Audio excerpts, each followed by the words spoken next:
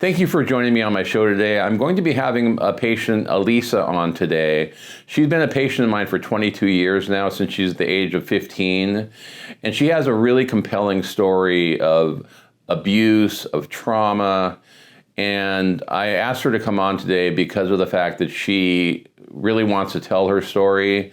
And she also deals with very common things that I see, such as bipolar disorder, depression, anxiety, and I hope that you really learn from her, because she has a lot to say, and her story is very intriguing and enlightening. So please enjoy.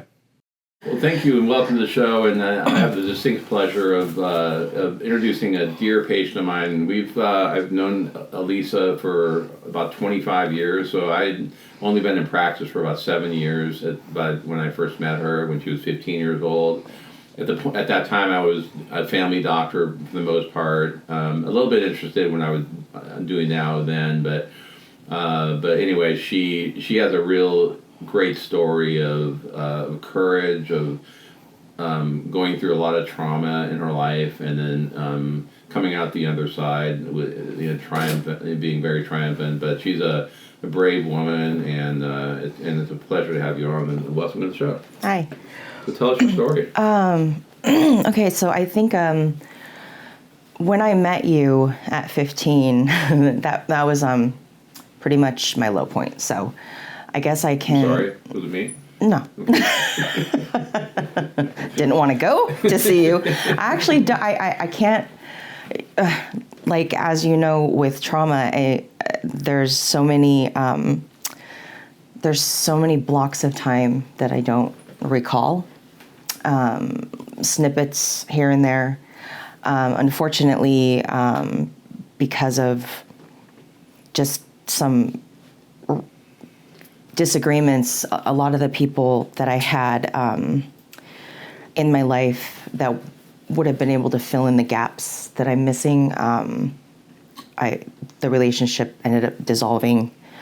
A lot of it because of when COVID hit, and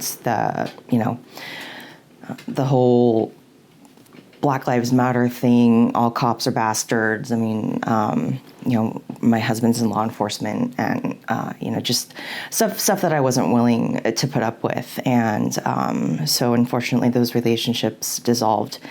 So it's been a challenge for me, especially.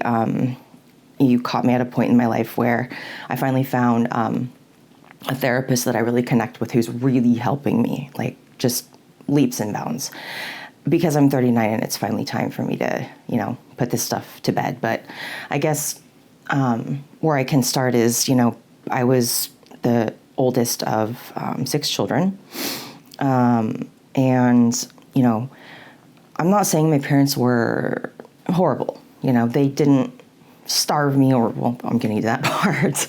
They weren't horrible. And I gave them, for so long, I gave them a lot of slack, because I'm not a parent myself. I don't want children. If it happens, it happens, but we're not trying. And I figured I was a difficult kid, and, but my dad is an alcoholic, and he's, his parenting just was ridiculous. I mean, I would get grounded for literally nothing. And it seems like I was always in trouble for doing something. And his thing to get me to go away is just like, you're grounded. So that's, one of the main ways that they, dealt with me as parents. And once, my sisters and brothers began, coming into the picture, I was kind of pushed, more and more, kind of more like looked on as more like a babysitter more than anything. And I just wasn't getting any of my needs met. And I always remember, just as young as like 5 and 6 and 7, like I was just always looking for like a mother figure, a father figure, just because I craved that attention that I wasn't getting. And unfortunately,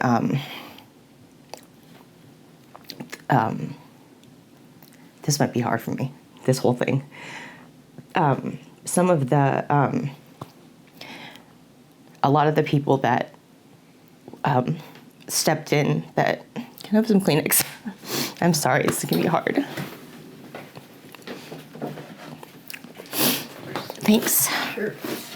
So a lot of the people that stepped in, you know, maybe to help me, they ended up, you know, just, I started to depend on them for things, and then they would leave, and I would just be back to square one. And when I started, you know, I developed really early.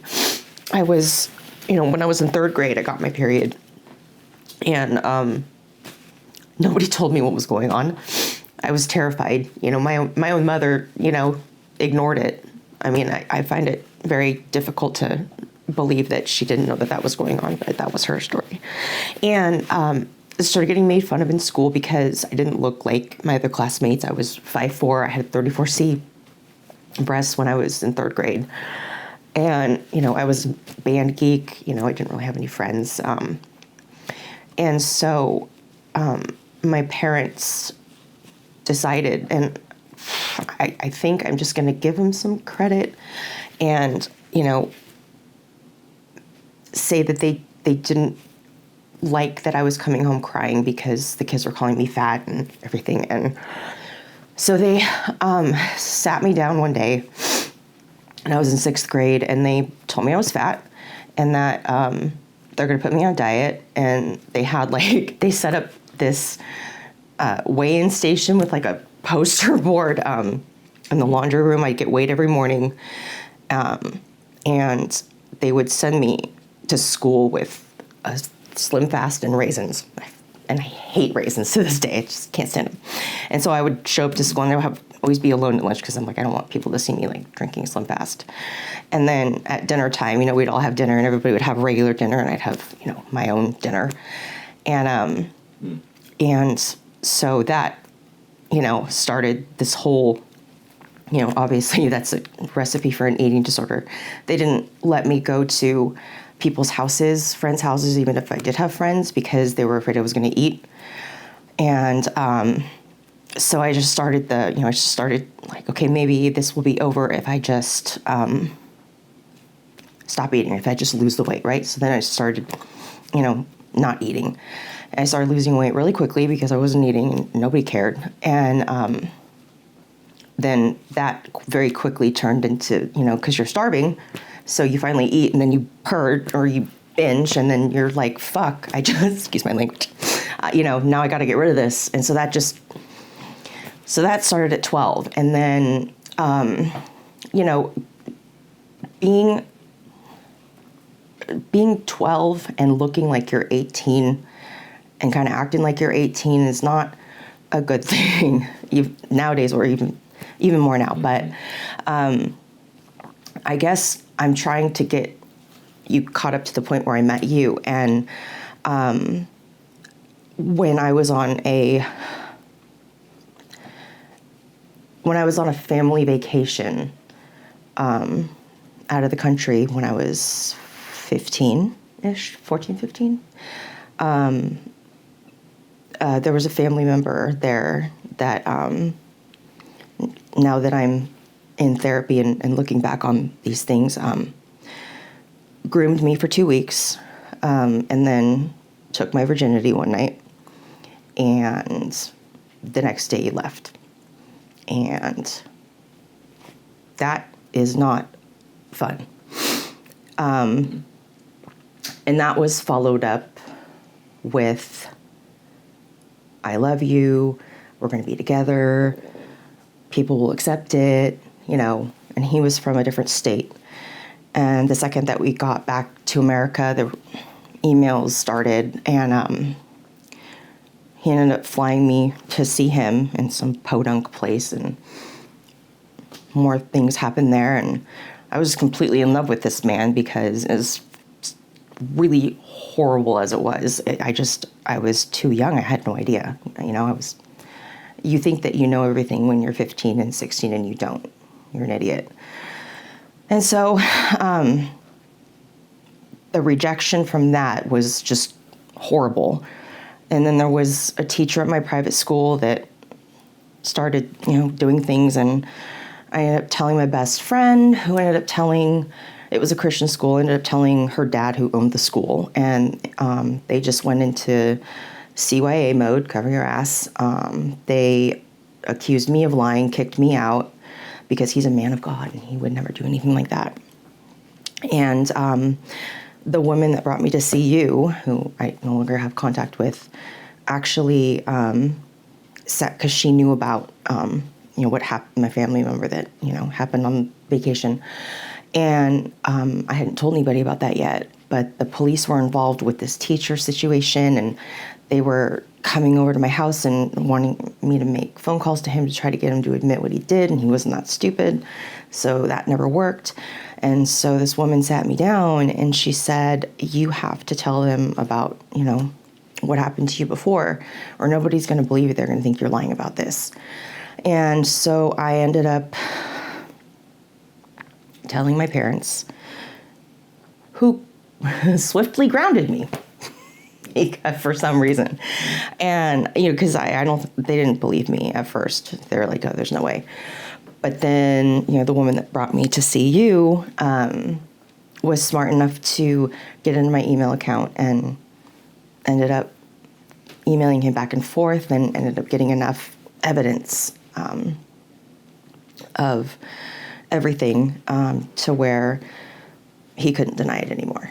And unfortunately, because of the locations and the, I see my husband, handling cases like this, it was just a cluster of, it was just ridiculous. And like I said, there's a lot I don't remember. I remember being in front of a judge and everybody having to leave the courtroom. And I know that there was a very large annuity settlement given to me, of which I saw almost none to this day. And I started, after that, I started, the whole suicide thing. I was seeing a male therapist, of all people, that I should have never been seeing to begin with. And I was just done. And the first time I tried to commit suicide was probably a cry for help. And, it didn't work. And obviously I got in trouble. And then, just things were so bad at home and horrible. And I was just, I couldn't have been the easiest, teenager. They sent me to live with the woman that brought me to you. I just couldn't take it anymore until finally I remember I was done. And then I actually did kill myself. I took a lot of medication, and I went somewhere like, nobody's going to find me. I am done with this shit. And I remember I was about to fall asleep. There was this guy knocking on my window, and he ended up calling an ambulance. And, I remember waking up in the PICU, and the doctor's like, oh, we lost you there. And I was like, fuck you for bringing me back. I was so mad. And they wanted to, send me home to go to therapy more. And then the woman that brought me to see you, I don't know why she picked you, but, I believe in God, and I believe things happen for a reason. And you met me when I was probably at my lowest. And I think at that time, you were just starting out. So you started me on Prozac. I'll never forget that. And then it kind of went from there, and that's not where the struggles ended. I've been struggling my entire life up until now. I'm still struggling. I'm going through some horrible things right now that are not fun. And anyway, I guess that's just kind of a, if you want to weigh in on things. Well, I think I chose Prozac because of the eating disorder history. Yeah. At the time, in the 1990s when I first started practice, again, I tell my story in my book, and in this current book especially, about when starting as a family doctor and getting really interested within the first year of my practice into psychiatry. I knew a woman at the time who was a nutritionist who started sending me a lot of patients with eating disorders. This was back in the early '90s, way before I first saw you, and so I started getting a lot of experience working with her and a couple of psychologists who were very specialized in eating disorders. So they basically taught me a lot working with them, and then I read a lot and tried a lot of self-learning and to figure out. Then I started seeing a lot of people with eating disorders, and It's Orange County. yeah, and I think that's my reputation. Probably saw me because my reputation started growing. Hey, here's the doctor for eating disorders. Okay, that makes sense then. And I have a whole chapter in my first book. I think so it's the last chapter of my first book is on. It's called Eaten Alive by Eating Disorders. And it's probably the longest chapter in all three books is that chapter because there's a lot going on in eating disorders. There's a lot underneath the surface. It's a complex problem, and but the basics is with that one is an SSRI, and Prozac has been probably the most well-known medication for eating disorders, and so that's probably why I started you on that, and so that was kind of the first, I think, the medication that we started, and I think it helped probably. Mm-hmm. I still take it, so. Yeah. So what happened after that?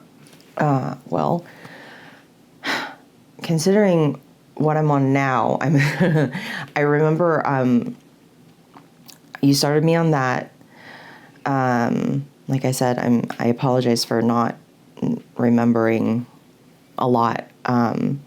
But I do remember that I was a frequent flyer. I was in here like every 2 weeks to see you. And, we were trial and error. And finally we, kind of were getting somewhere, and I was getting, to a place in my life where I was happier. Or at least I thought I was.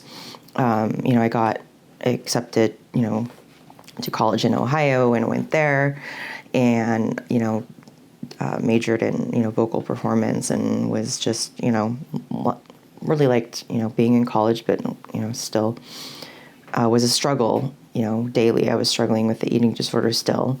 And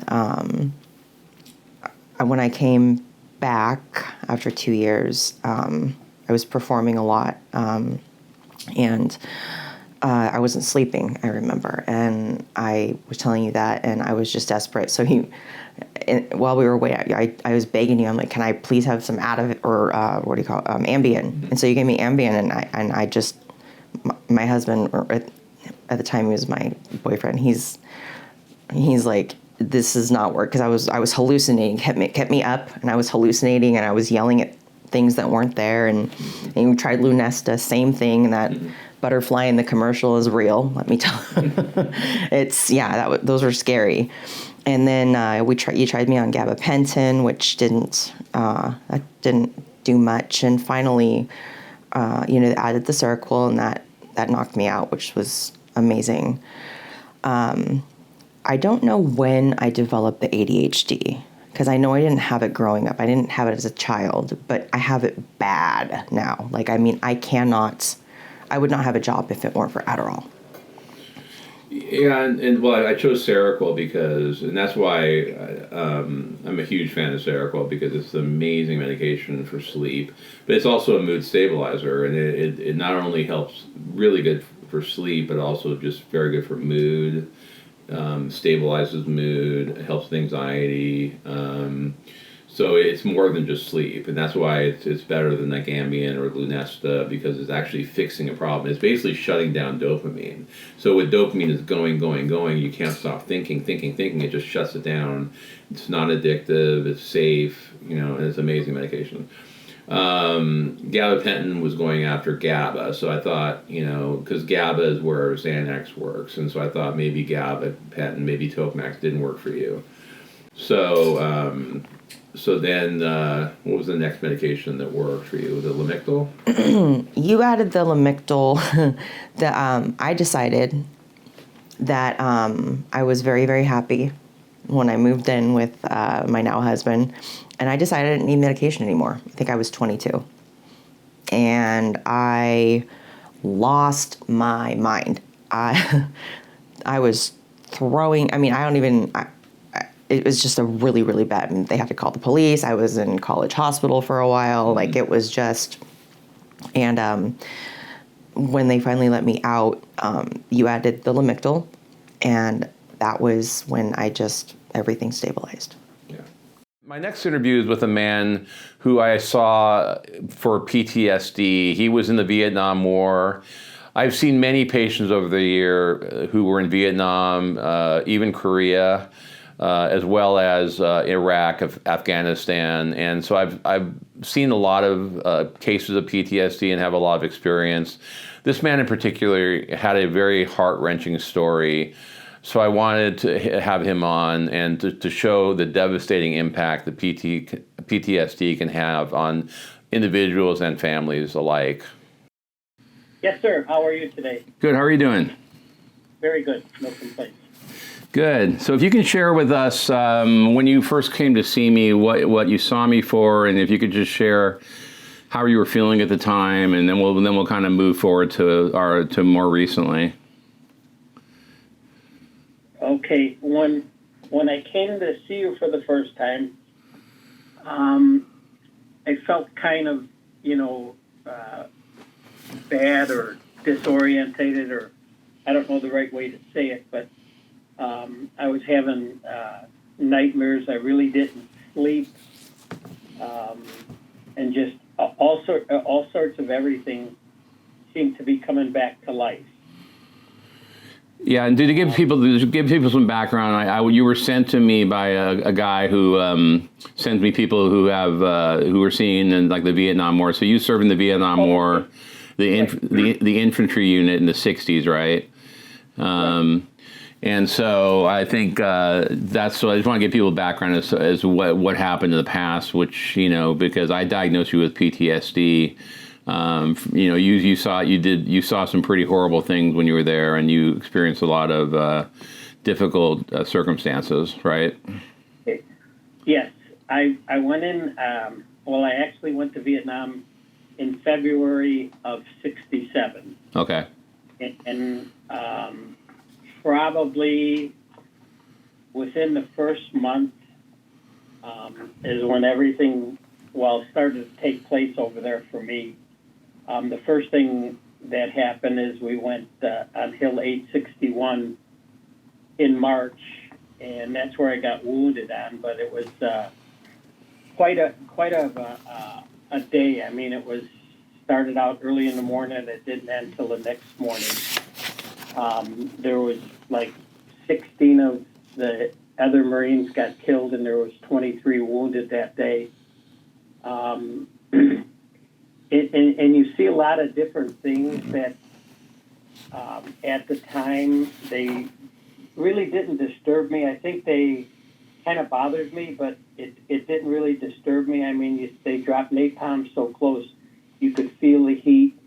You could see the enemy running. They were on fire from the napalm, and it was the start of my 13-month tour in country.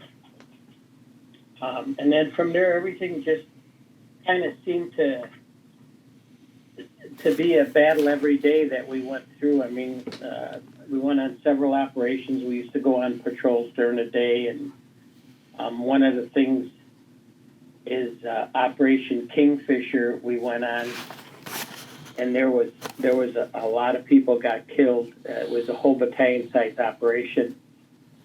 The company that I was with, we were one of the first ones to get out of there, so we had to set everything up to take all the wounded and make sure we got a medevac, and then we laid out all the ones that got killed and actually put them in body bags. And as the time went on, it only got worse because some of them that we were bringing out, they had got tortured, or their limbs were cut off, and different things in that. So, I mean, that's the way it was the whole time I was over there. There was really not any day that was good. Every day was okay, and you got to accept it that the way it was. And the way I feel now about it really was not the way I felt back then about it, because you were really kind of numb, and it was just the way you felt. And plus, you were 18 years old. So that's where we wound up, and I've been dealing with this for a long time. And the fella that helped me he's the one that had sent me to your office to see if you guys could help me at all. So Yeah. If you... Well, I mean, it was a pleasure to see you, and it was very moving. I'm getting kind of choked up right now thinking about it and talking to you. It's difficult because I've seen a lot of people from Vietnam, and the stories I've heard, like yours, are just horrific. And I've heard some stories I don't want to even say right now because it's so bad. And I think there may be children watching this, so I don't know if I want to say some of the things that people have told me that have just been horrific. And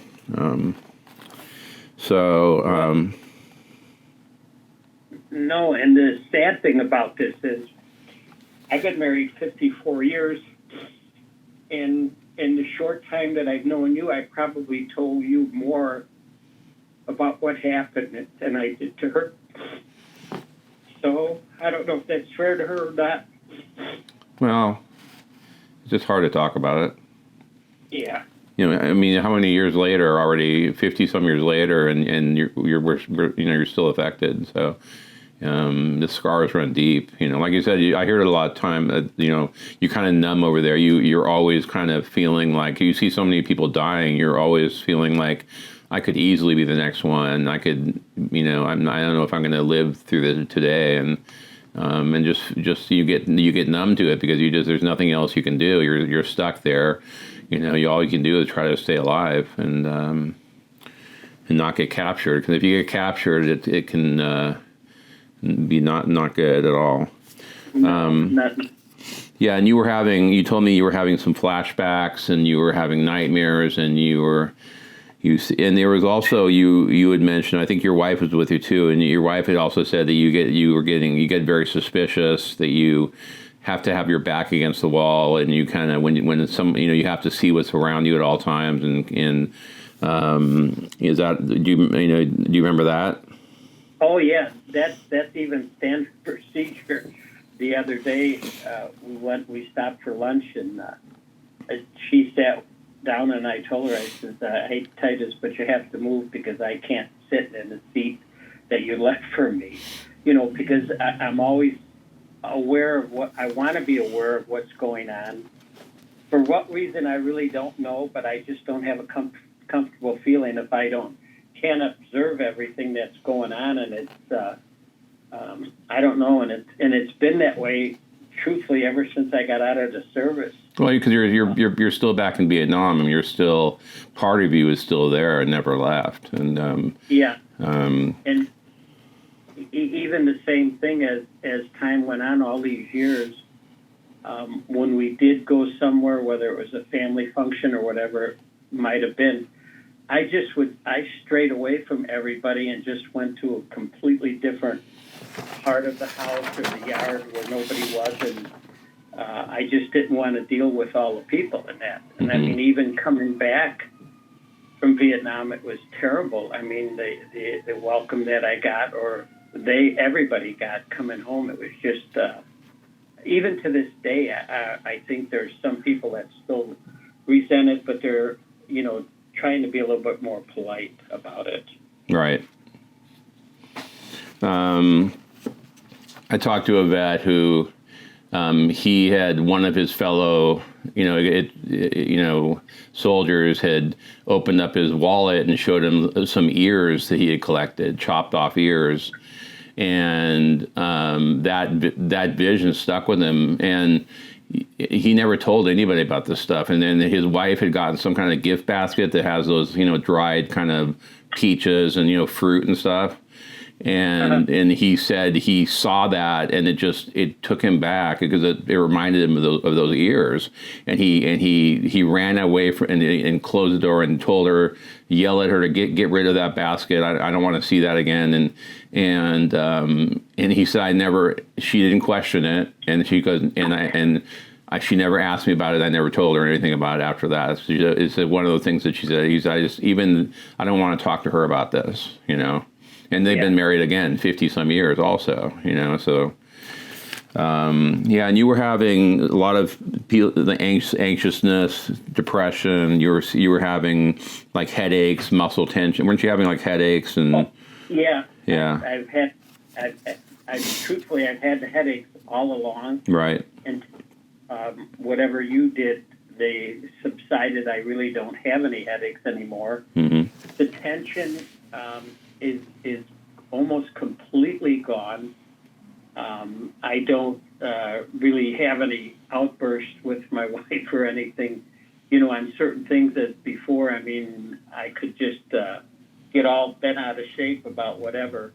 And now everything's kind of subsided. It's kind of like at a level point in my life. I really haven't felt the way I have right now for a long time. And I simply put you on the lowest dose of Prestique, and I think if anyone's been watching my show, they know what a fan I am of this medication. It's the number one thing I prescribe in my practice, and I put you on the lowest dose, 25 milligram, and you responded so quickly. So I didn't even increase the dose, or I might have, but I might have lowered it back down again. And you know, your sleep. You know, I was going to put you on a medication called Prozac. And doctors know Prozac. It's actually a mild blood pressure medication, but they know it because it really helps with nightmares and flashbacks.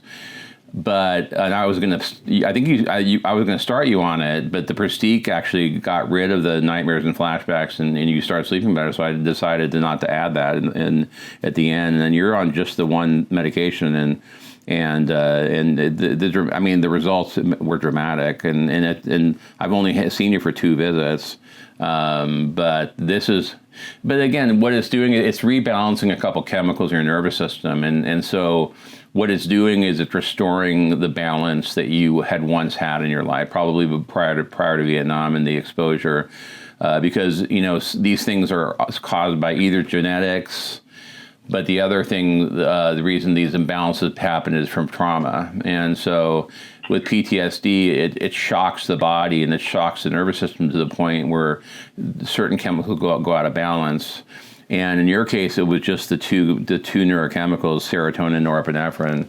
And all Prozac is doing is attaching to the cells and forcing these chemicals to normalize. And so that's why you're feeling better. And I'm going to keep you on it. There's no reason to go off of it. It's not dangerous. It's not addictive. And so you're going to just have to, you're going to stay on it, and you're going to continue the rest of your life, I think, feeling better. It shouldn't wear off. And if it ever does, we can increase the dose, we can do something else. But I have a strong feeling because your headaches went away, your sleep, everything that you had was better. And so, and this is the real you. And it doesn't mean that things aren't going to affect you still. It doesn't mean that even like talking about this isn't going to bring back emotion. These aren't meant to blunt emotion at all. They're not meant to make you feel apathetic about things that were traumatic in the past. It just, your body is now able to handle it better, and you're more in control now, where your body's not controlling you anymore.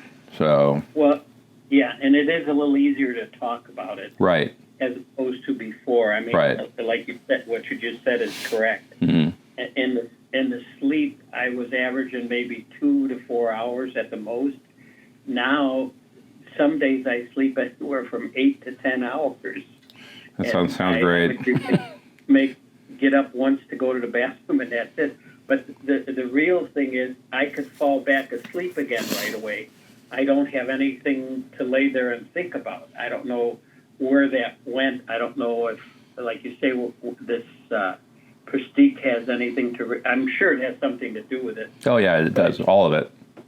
Yeah. There's nothing there for me to lay awake and think about or kind of flashback to that. I mean, a lot of people get up in the middle of the night and you go to the bathroom in the middle of the night or whatever, but sometimes if your mind starts going, it's hard to shut back down again. But now that your body is more at peace because of taking this, it putting your body at peace, now you're going to be able to much more easily get back to sleep, and now you're going to be able to enjoy your retirement more because you're going to have more energy now. you're going to be able to get doing more things and be more active now that you're sleeping better, and so Right. yeah. Well, it's been a pleasure working with you and your wife and your lovely wife, and I'll be seeing you soon. Okay, thank you very much. All right. Well, thank you so much for coming on. I appreciate it. Okay, All right. thank you.